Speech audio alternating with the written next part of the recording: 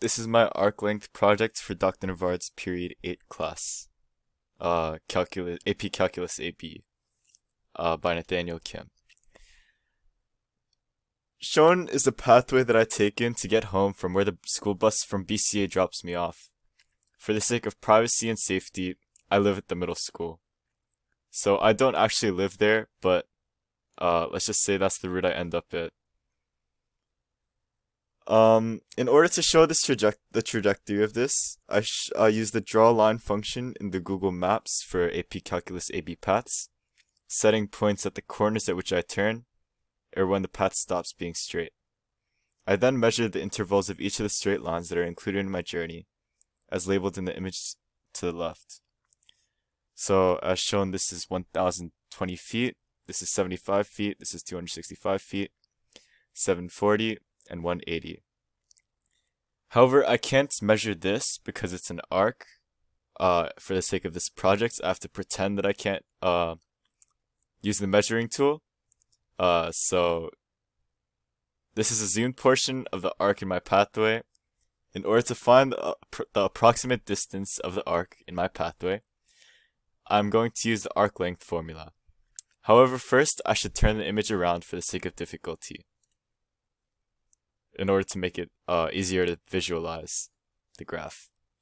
After this, I make a solid polygon around the arc, that's in this image below, in order to assign each of these points coordinates, which then helps me develop a quadratic equation that closely matches the arc.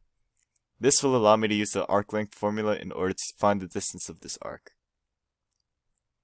So here we have the axes that I assigned by making a solid polygon, which is measured to be 34 by 128. We can now assign coordinates to each of these points on the line within the axes that we made, the solid polygon behind it. Using the measurement tool in Google Maps, we find the following coordinates listed on the left, which are 20, 15, 33, 24, 53, 32, 64, 34, 75, 32, 95, 24, 110, 15, 0, and 128, 0, which are significant on the graph. These coordinates will be the input into my calculator through the buttons Stat and going into Edit. The x coordinates of each of these points are going in under L1, and the y coordinates of each will go under L2 as shown in this picture over here.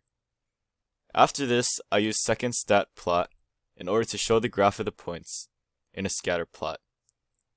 And this is by clicking the button Graph afterwards, after adjusting the window as necessary.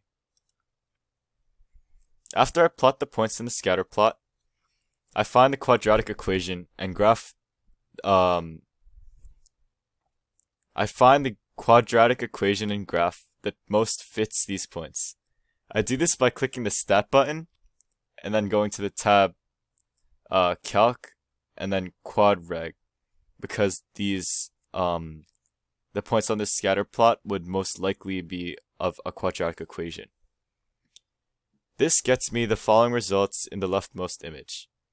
The image on the left is of the graph itself.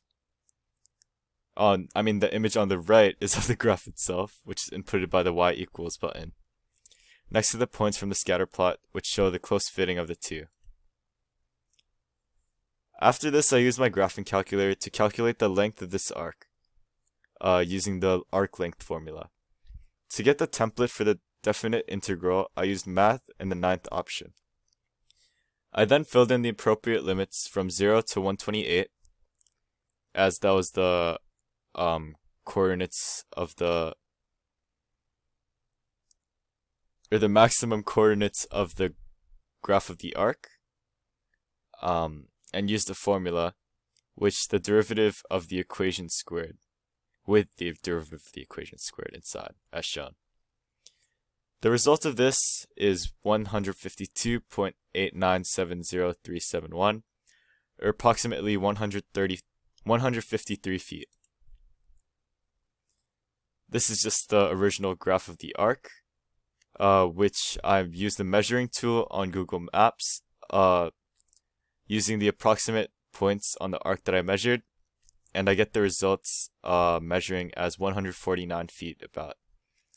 This is only 3 feet away from what I calculated using the arc length formula, which helps justify the accuracy of the calculation. Thank you.